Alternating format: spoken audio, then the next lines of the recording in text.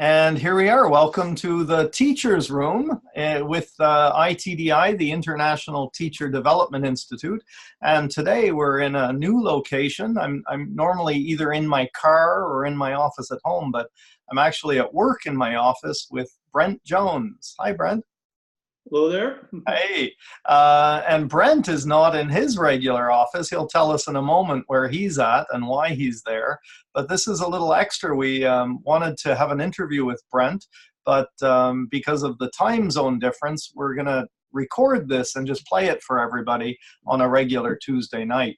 I think the first time I met you, Brent, you were wearing a jacket inside out at Murray Bailey's Halloween party. Oh, You dressed up as a inside out opposite person, and okay. I'll take your word for it. yeah, and we spent the day with lots of kids and good company, and then doing the I, whole. I do I do remember that. I remember you put a lot of effort into the activities for the kids, so that Yeah, is clear. yeah.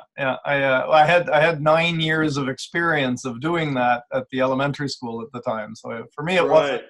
I heard various comments on that, but it was just another day, I guess. Anyway, tell us where you're at and why it looks so beautiful in the background there.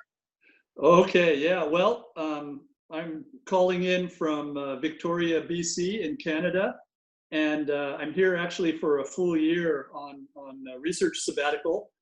I'm being hosted by the business school at University of Victoria. We have a relationship with them, so we send students there every year. They've been coming to visit our school since we opened in 2009, or our department since we opened in 2009. And yeah, I'm basically working on a couple different research projects. A big part of it is working my dissertation. I just finished EdD in June of this year. Oh, And congratulations. yeah, thank you. Yeah, no, I've been working parts of that into something publishable. It's basically paring it down to Yeah. something that's digestible and sending them off. So I sent one off on last Friday and got a couple in the queue in Yep. the queue to publish. And in addition, I'm Publish working. as a book or as a research paper. Yeah, no, it's a series of. It'll probably be a series of research papers.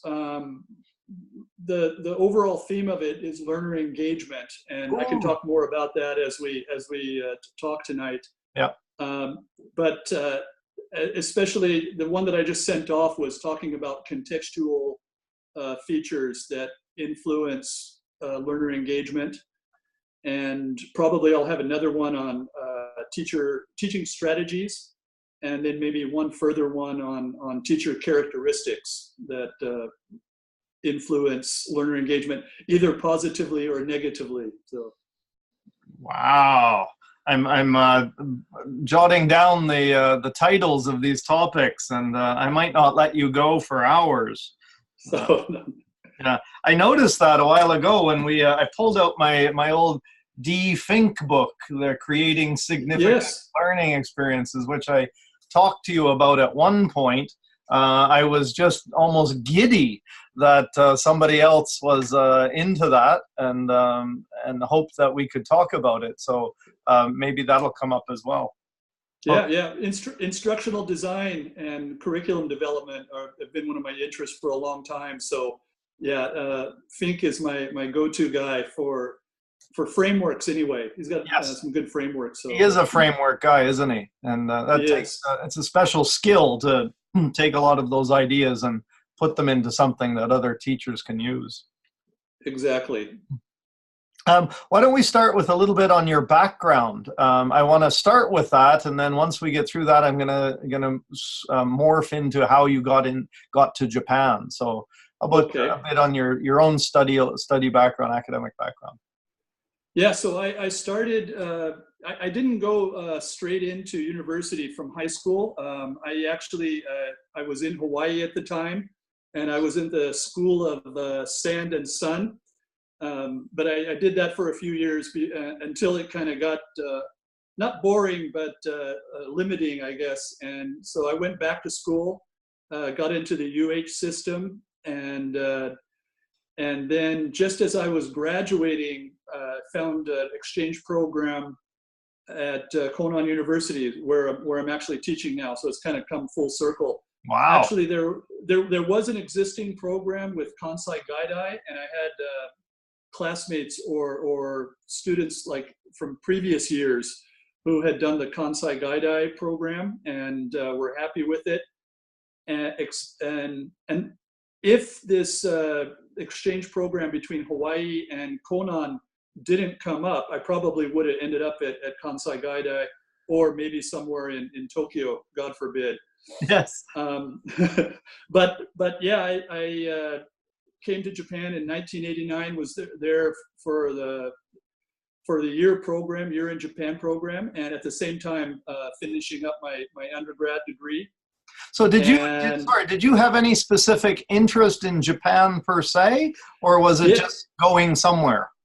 No. I was definitely focused on Japan, spending time in Hawaii. I was in Hawaii for 13 years. So I went over and actually finished high school in Hawaii, and then, worked a bunch of different jobs. But, there's so much influence from Japan, especially in those days. Yep. I don't know, I can't speak for recently because I've been away for 30 years, but, I had classmates, colleagues, neighbors who were second generation, third generation Japan. One of my bosses, I used to do wood floors and ceramic tiles, and he was part Japanese, and I was definitely influenced by the culture. Very intrigued. At that time, Japan was really heating up. Yeah, the bubble was expanding, and it just seemed like the place to be. And I went over, actually, it was probably my second year at university, went over for a 1 month study abroad program, and that was what hooked me. Wow. So yeah, then I went back to UH. I took every single Japanese language class that they had, newspaper reading, conversation, just everything I could. Started working part-time in the tourist industry, guiding Japanese tourists. I'd meet them at the airport, get them to their hotel, and so I kind of immersed myself even before I went to Japan. Wow, that's fascinating. I didn't know anything about that, having known you for some years, but that's great. That's right, yeah. Yeah, so then you came over to Japan, and did you get right into the university teaching? No, actually, it was just as I was finishing the year, and I'm pretty sure it was before I went back. I had to go back for a short time. I had some business to do in Hawaii, kind of tie up some loose ends, but I already had a job lined up.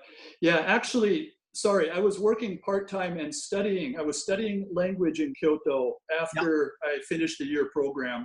Mm-hmm. Was working part-time for Sony. I found a advertisement in the newspaper. Sure. For teachers, and so I was teaching at Sony Language Laboratory. They had a school in Umeda. I remember it. Yeah.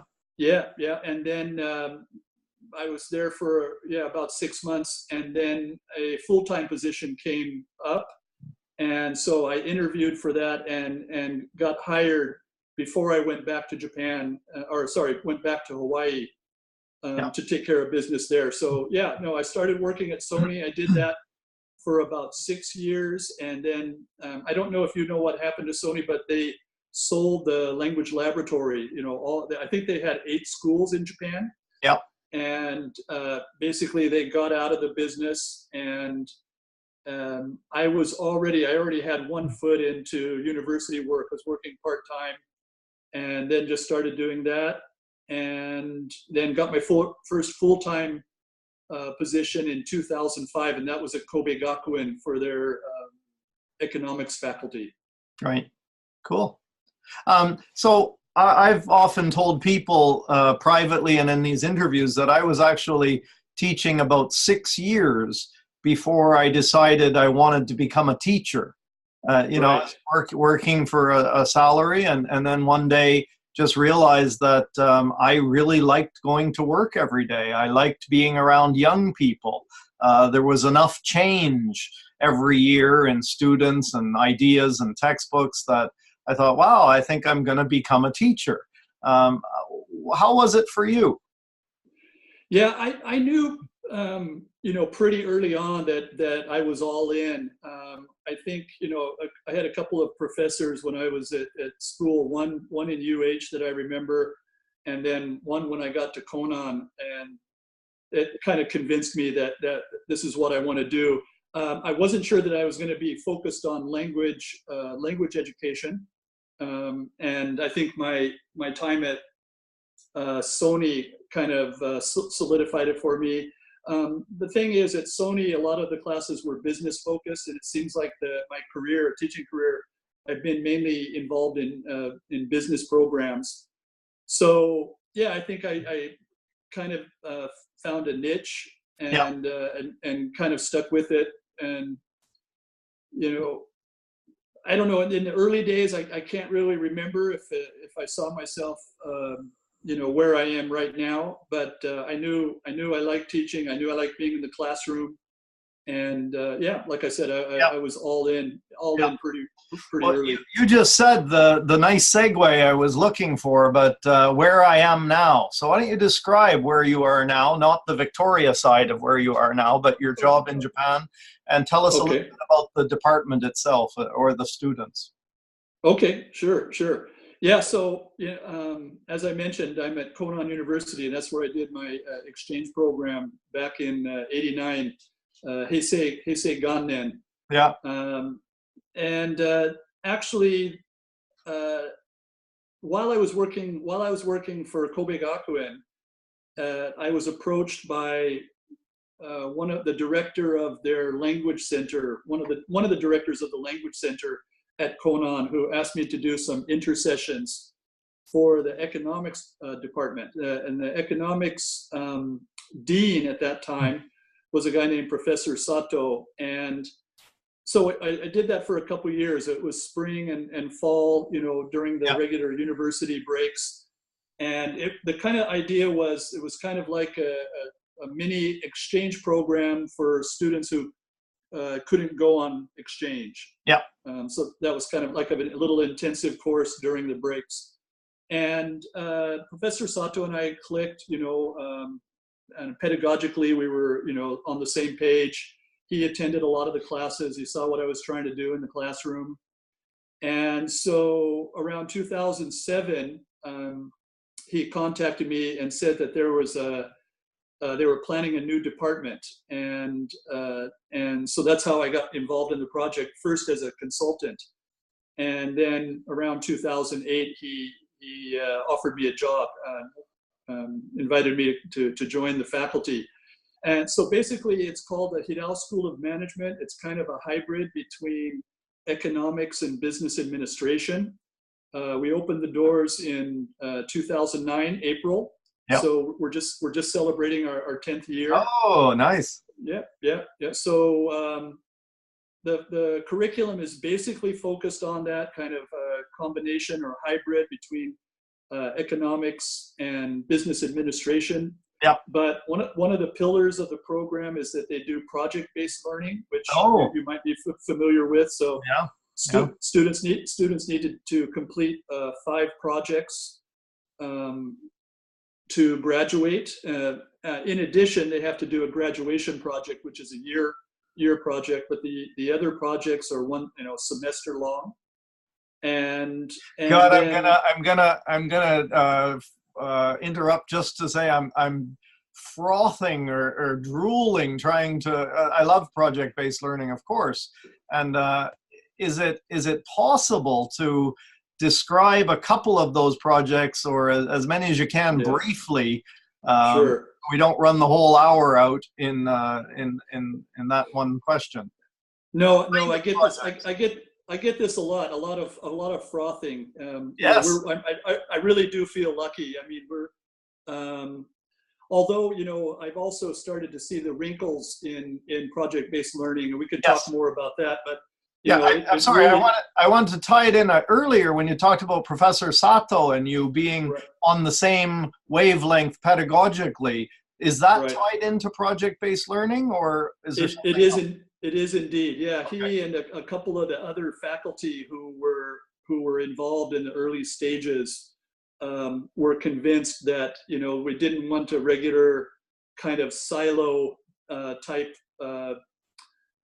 curriculum where, you know, they study finance and it's completely separate from their marketing class, which is totally separate from their economics class. So we're trying to get out of that kind of silo kind Yep. of mentality.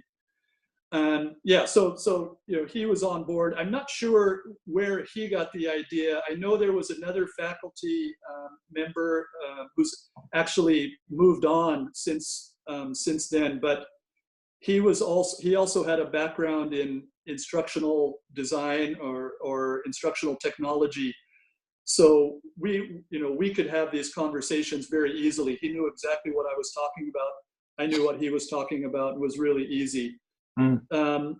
As far as examples, like the ones that I'm doing, and I'll talk maybe about the ones that I'll be doing when I go back, and they're Yeah. ones that I go, you know, that I go back to. I normally, I like to do different ones every year, but not, you know, that I like to go back to them. So I'll be like on a 2-year rotation. So the one that I'll be doing in the spring when I get back is a project called Oral Histories. If you're familiar with oral histories, this is kind of an oral history of what we're doing right here. Sure. But basically, we look at try to get students. You know, of course, we got to go through some foundational knowledge where we look at examples of, you know, large scale oral histories projects. One of the ones that I introduce my students to is a program called Densho, and this is the former.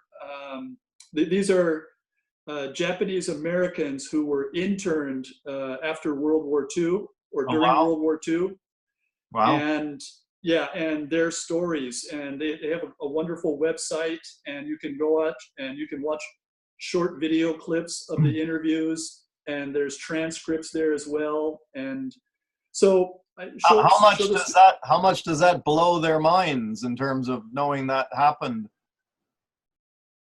Yeah, I think there's a range. I mean, I think most students are aware that it happened, and what, you know, one of the things actually that blows their mind more than anything is looking at that, you know, in appearance these are Japanese folks, and they're speaking, you know, perfect English. You know, Yeah. they've grown up in America, or Yeah. Okay. and that's kind of the thing that really catches them off guard. But the stories that they have to tell, though, I think also, you know, they are moving, Yeah. and some of the students follow up on related topics, but I don't like to force them into that. So just for example, one group was interested in the international schools in Kansai, and so they went and interviewed you know, the headmasters, teachers, students, you know, and former students, and trying to get these stories. And another group was interested in, there's a Shotengai, or shopping street, just north of Nishinomiya Kitaguchi Station in Nishinomiya, and they were interested in how they handled the situation after the earthquake, the 1995 earthquake. So, Yeah. so you know, those are some of the you know, issues or topics that we do oral histories. I try to teach them, you know, or we try to learn together, you know, the important, how to transcribe, and then also content analysis, trying to pick out the parts that they want to highlight in, you know, in sharing these stories. And our long-term project is working up a professional-looking website to archive all these histories. So that's one that I'm doing in the spring when I get back, and then the one that I'm doing in the fall is actually one of the some of the research that I'm doing here in Victoria. It's the beer industry project. And with the beer industry project, we look first at the history of the beer industry in America, mainly because it's quite influential, and also the time scale is pretty easy to follow. And it also shows the influences from other cultures. So we do that as a base. We look at some case studies of the Japanese beer industry back in the 1980s, when they went through a big shift. And then the last part of the project is students identify craft breweries in the Kansai area, do the research on the company, and then try to schedule a meeting and do the interview and do a brewery tour, and then write up a profile. And then also, again, we're trying to make a web page based on their research. How new, again, back to blowing their minds, but they probably haven't had the opportunity to study the craft beer industry in any high school or previous university class. How unique is that for them? Well, it's a little bit of a double-edged sword, actually. Some of them come and they're just fascinated, and they go to the breweries with me. I've actually brewed with a couple students. I've taken them on brew day, and they get super involved. We do have a percentage, and I don't want to. Yeah. I don't know if it's 20% or 40%. But I asked the students why they take the project, and they say that I couldn't find anything else, or I knew this project was in English, so I wanted to do the project because it's in English. Sure. So different people have different starting points, which it does create its own challenges. But I think by the end of the project, at least they have a better appreciation for the beer, not just for beer, but for the beer industry, for all that goes into it. And especially the changes and the kind of dynamism that you see with the craft beer industry, and the struggles that the big brewers go through as well. So I think they get a pretty good look at it. And some of those projects end up being the seeds for graduation projects. So I've had at least two students who've come back and asked me to advise them for their graduation studies. So I've got three different questions crashing in my brain at the same time here, but one of them was, this reminds me, I had a student, a young lady who was going off to become a JAL cabin attendant, and for her dissertation, she decided to look into the low-cost carriers, basically when Peach was just getting going, and look at, as well as AirAsia and case studies, and it feels similar to the struggles and implications of, she noticed the lack of pilots, and within the next 10 years, we're going to have very few Japanese pilots in the country right now, because there's a big dearth of younger pilots coming into the system right now. But just like everything you've just said about the craft beer industry and the enthusiasm and the implications on the bigger breweries is also replicated in the whole low-cost carrier industry as well, which is fascinating. And when when I can turn a student on to something that's so palpably connected to the real world, they seem to really get into it. Indeed, yeah, and it's a good time. I mean, we're lucky because there are kind of like fundamental shifts in how companies are doing business now. So it's an exciting time, and I think the students might even be more clued in than we are a lot of the time, because they have access to different media that, at least that I don't see a lot of. So I want to ask earlier, when you had the students coming in doing these project-based learning, first question is, how many students come into your program each year, and what's the gender balance? So it's not a big department. I think total we're aiming at around 200, the intake. Yep. About 30 of those are in a study abroad program where they study 3 semesters with us and then study a year abroad and then come back. Yep. Same. And Yep. so they're, yeah, very similar, right? Yep. And then, yeah, and as far as gender balance, we are a little heavy on female. I'm thinking it's as much as 60%, maybe 60-40. It might be a little less than that. Well, that surprises me. I was thinking it might be 70-30 men. Yeah. And for some reason, and I don't know if it's the way we market ourselves or if it's the reputation that we've been getting or whatever. I think, you know, the language studies have been a central part of it, even though it's an economics and business administrative focused program. We have pushed the English program pretty hard from the beginning, and I think we've started to establish a relationship. So we might be scaring some of the male students off who maybe don't have the confidence in their own language ability. Yeah. Which, you know, it's a little bit sad because I'd like to see a little bit better balance. Yeah. And see the guys, pushing right along with the ladies. Well, I've taught 90% women over my entire career here, and I just told a class a couple of weeks ago that while I felt the power, the empowerment of women improving and growing, this one class I have this year at a part-time university I'm working at, they really have it in their eyes that they are ready to take some leadership, and they want it all. They want the family, they want the career, they want the responsibility, and it's the first time in almost 30 years here. I came in '89 as well, the first time I came, and I see in their eyes that they want it, and they're willing to almost demand it through their confidence, through their desire, and they even are beginning to believe they deserve it. And I've just been pumping this one class up, who everybody I work with as well have noticed that they're one of those special classes that come along every 6 or 7 years. And so it's refreshing. It's really refreshing. And it also gives you hope, right? As a teacher, totally.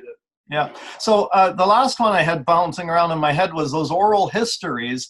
As a teacher, how many of those students are you juggling at once? How many different oral histories are they working on? Are you working? Are you supervising?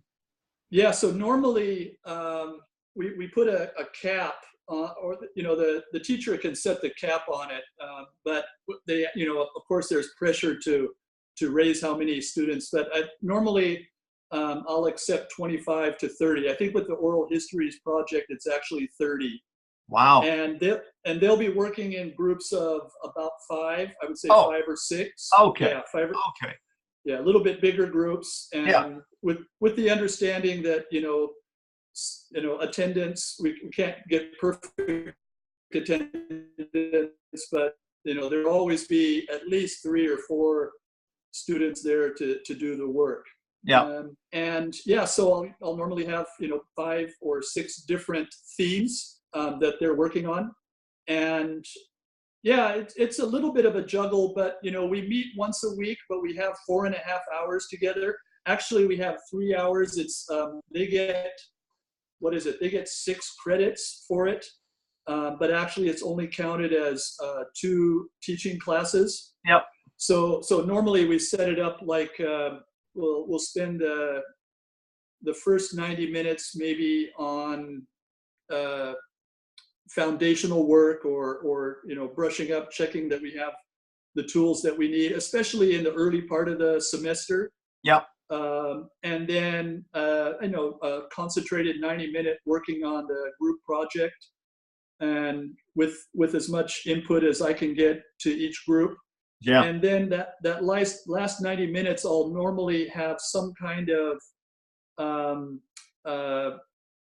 output or some kind of product that they have to come up with. It might be, for example, a proposal. They have to have the formalized proposal up, or they might have to have their starter questions posted on Moodle, or they might have, it might be a progress report or something, but Sure. something that will keep them, it has meaning, Yeah. but keeps them focused on the project for that last 90 minutes, which is, it's really hard. It's usually late in the day. Yeah. And students are just saying, I want to get out of here, but try to keep them focused for that full 4.5 hours. Wow. Yeah, that last 90 minutes sounds like you're doing the right thing, putting the focus on output. That's right. And some kind of, let's move over to the learner engagement. I'm fascinated with all of that. And I'll add something at the end of this, but I want to pick your brain for a while. Do you remember how you first got interested in that kind of stuff? Was it through struggles in the classroom, or tell us? Well, it goes back to motivation. I mean, my very earliest, research topic, when I was still working at Sony and just starting to think about a research career, motivation always caught my attention, and that idea, that the power of motivation, and how some students, just have a fire in their eye, like you were talking about with your students. Yeah.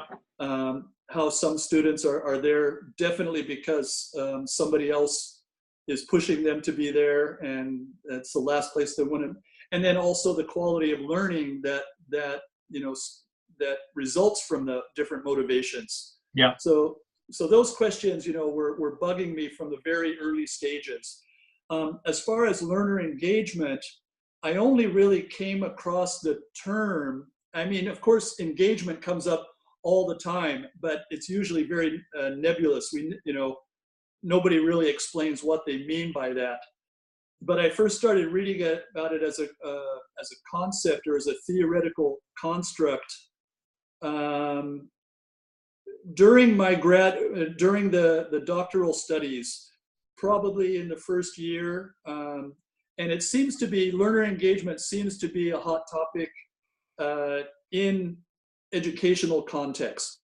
Not so much in SLA, right? SLA is very much still dominated by motivation, or theories of motivation, Zoltan Dornier and Emi Yoshido, and it's great, and the stuff that they've done is very, very significant, and but it always also kind of left a question in my mind. Well, this is great, and I understand the theory, and it makes sense, and you've tested it, but what does that mean for me in the classroom? When I go into the classroom on Monday morning, how can I really use that information? So that was kind of an area where I struggled with.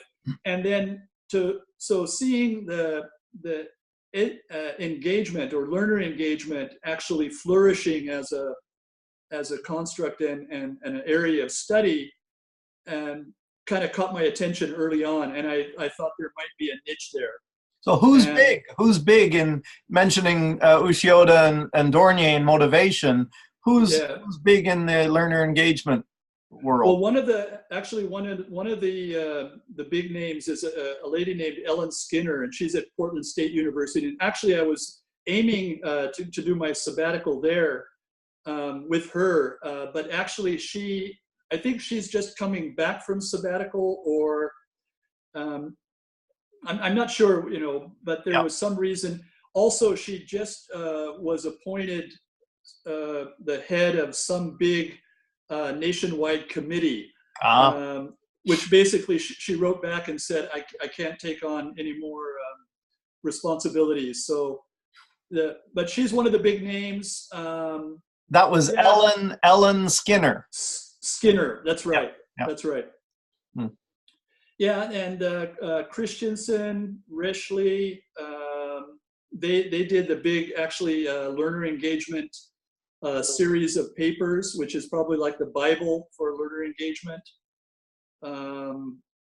Yeah, those are some of the big names in engagement theory. And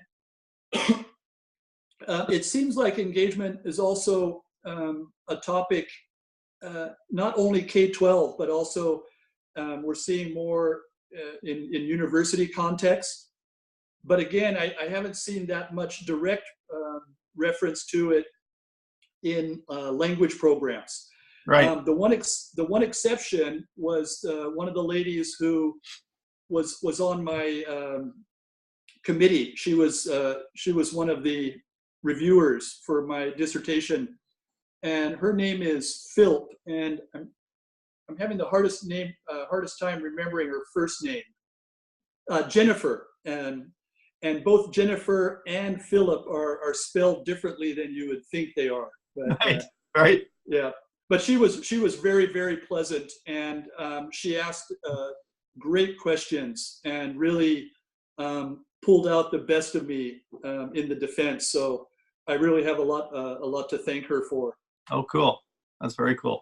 So then within that learner engagement, you whipped off 3 different subcategories. I had here the contextual features, the teaching strategies, and was it teacher characteristics? That's right. That's right. Yeah.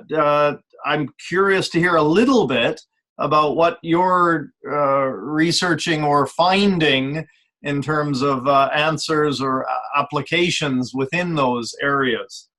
Right. Well, they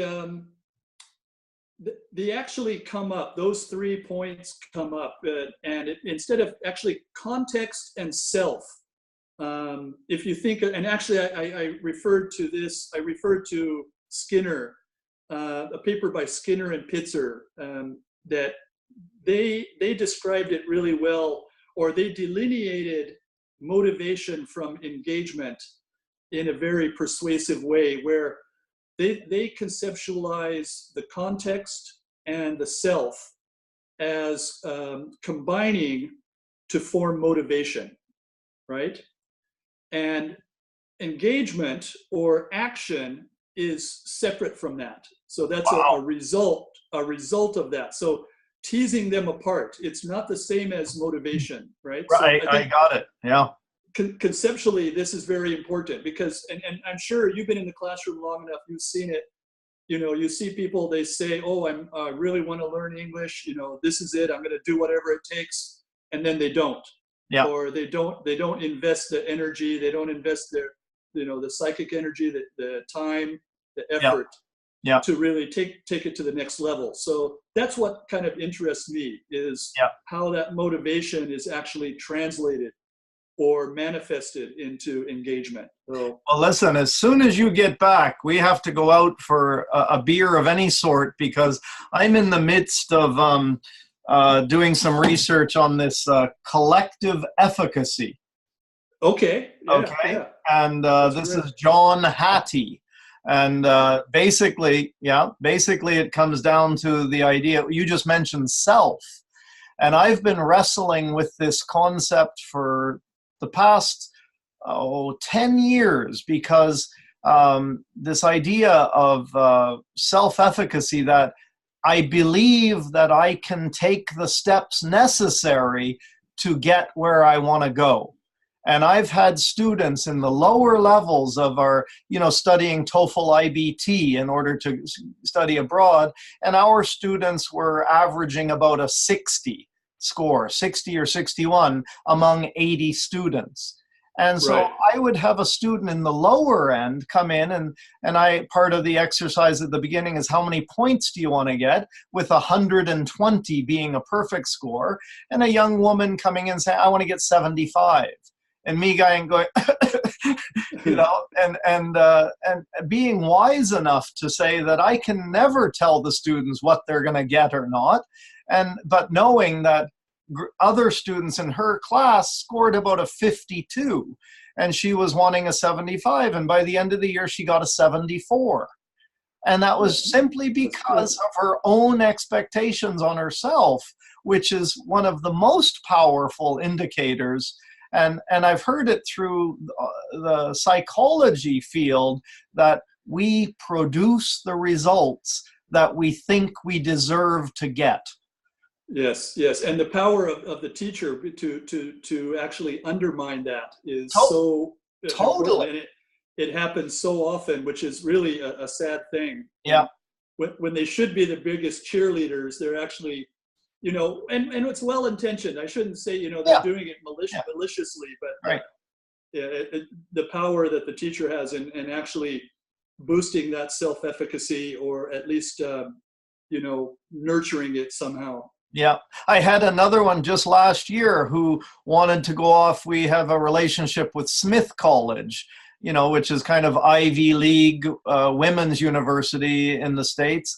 And she needed IELTS 6.5 in all categories. And I was biting my tongue saying, you're not going to get there.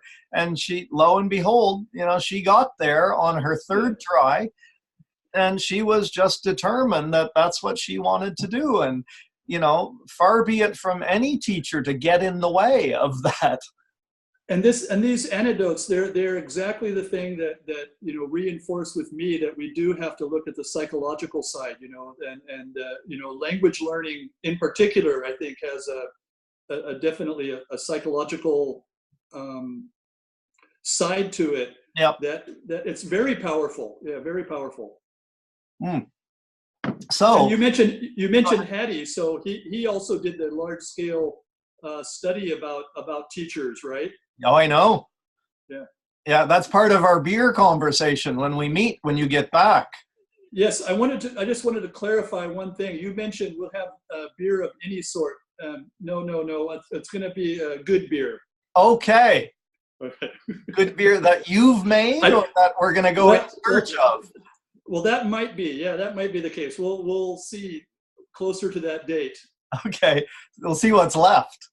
That's right. I want to. We got about less than 10 minutes left, but I wanted to kind of go back to now. I have a real good sense of some of your beliefs as a teacher, as they pertain to learning. Now, take me inside your classroom at the beginning of the year, and when you're kind of setting up that as a learning community, what are some of the goals you have to establish the kind of community you want to have? What are you hoping your students will get, or how do you set that up? Yeah. Well, one of the things, a couple things, one thing is I always want to include the student voice. So I'll tell them, on the first day, I have some learning outcomes that I have for this class. I've been teaching this class for how many years? But it's really about what you can make of it. So I need your input, and this is a community. It's not I don't have all the answers. This is language. We are a content focused program, but the aim is to develop that content knowledge, but at the same time the language skills that go along with it. And it's not going to happen if it's something that you're not interested in and that you're not invested in. So, from day one, let's decide, where do we want to go with this? So, and we usually do, in a lot of the classes, we'll do some kind of goal setting activity. Do you find that's new for them conceptually, or? And as first year students, yes.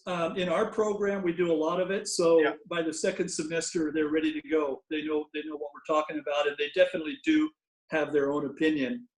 And it depends. Individuals, even in their first year, I think, I can tell that there's really, really a wide range of high school programs. We have some students coming into our program that they're ready. They're ready to debate. They're ready to question. They're ready to contribute. And others who just have never learned those skills. Right. And it's through no fault of their own, right? It's just part of the system. So I've always found it interesting, because for the last 8 years before I came to my current job, I would have 8 classes of 12 students, all placed by a placement test, all at the starting line, starting together. And I ended up using April to build a learning community with each of them. And while I cannot uh, contextually build the framework to explain it yet, the classes that had leadership and came together as a unit just always made higher gains throughout the year on the TOEFL test than those that were lacking the leadership. Stephen, it's really interesting that you mentioned that, because this was one of my findings in my study, is the power of one or two individuals. Yeah. And it really did show up, you know, and it can happen in positive ways and in negative ways. There were examples, and there were stories about how, you know, one student, through their persistence to keep to the English only rule, and, you know, to really keep the class motivated, they had a positive influence on the students around them, and then that core group had an overall impact on the whole classroom. So yeah. And then on the negative side, there was also examples where the students were actually quite friendly. They knew each other, they were comfortable with each other, but there was a dynamic that took it in a kind of negative spiral, where they wouldn't use the target language, they wouldn't push each other. So yeah, and it's really, that classroom community really is key. Yeah. Wow. I'm feeling like I want more time. Some of the other... Go ahead. Yeah, no, I was just going to say that one of the other things that I do in my class, or, you know, I try to remind myself to do, is really convey to students that I don't have all the answers, that you know, but I promise them that, you know, if I don't have the answer, that I'll help them look for the answer, or, you know, I'll do my best to, you know, to work with them. So that's the kind of thing, you know, just to tell them that I'm not there to talk at them, that I want to talk with them. But also the importance of talking to each other, and also, you know, the fact that they can learn from each other, and this is difficult, and there's some research that you know, there's like conflicting research in this area, you know, peer evaluation, peer talk, group work, the value that the students place on that kind of activities. But I think it's a matter of getting them comfortable with it, and then also trained in how to be a good teammate, how to be a good, you know, how to contribute, how to keep things moving forward. So we do spend time. I mean, I do it personally, and we try to do it at the department level. Try to get that in as many classes as possible. Cool. Yeah, I've got a whole bunch of thoughts bouncing around, and it just threw me off there for a moment. Yeah, I'm gonna have to save that for when we get together. I know we're running out of time. I know. Yeah, just what I always close with. What I always close with everybody is just currently, what's something that you are personally interested in these days, and professionally interested? Kind of what are some newer things on your interest level? Well, personally, and I guess, you know, it's actually part professional, but it's actually related to some of the research that I'm doing here in Victoria. But we send a lot of students overseas every year. Not only our study abroad students, but students from our regular management course, they also go overseas. And I'm really interested in the kind of trajectory that students have in their study abroad experience. You know, a lot of the times we send students over, and, you know, we just automatically assume that it's going to be a good experience, that they're going to gain and become interculturally competent, and And the students always come back and say, yes, it was transformative, Yeah. but they can't really explain why, or they can't explain how. And you meet them in 6 months, and it's almost gone from their Psyche. their exact psyche or their experience. So trying to kind of improve that trajectory through kind of pre-departure work, stuff that they're doing. We're looking at reflective practice, reflective journaling, Yeah. and then also the follow-up once they get back in country, and just to make it more meaningful, and then also linked up to what they're going to be doing, for their careers. So that's kind of on the private side, although it's mixed kind of with the professional side. Professionally, I mean, the papers that I'm looking at and stuff is focused on self-determination theory, which started out as motivation theory, but has actually blossomed into much more. And Yeah. there, especially those basic psychological needs of competence, autonomy, and relatedness. And competence is, it's another word for self-efficacy. So Yeah. I think we're talking the same language there. Yeah. Yeah. They're talking autonomy, motivation 3.0 now in that's right. the Drive. What is it? Whatever the Drive book. Oh yes, Daniel Pinker. Pink. Pink, Daniel yeah, Pink yeah. book on Drive. I just saw on my shelf. No, that's a great one. Yeah, and Yeah. he writes so well. Yes, he's very, very engaging. Well, look I'm going to have to wrap up as much as I don't want to, because I got to go off to class, believe it or not.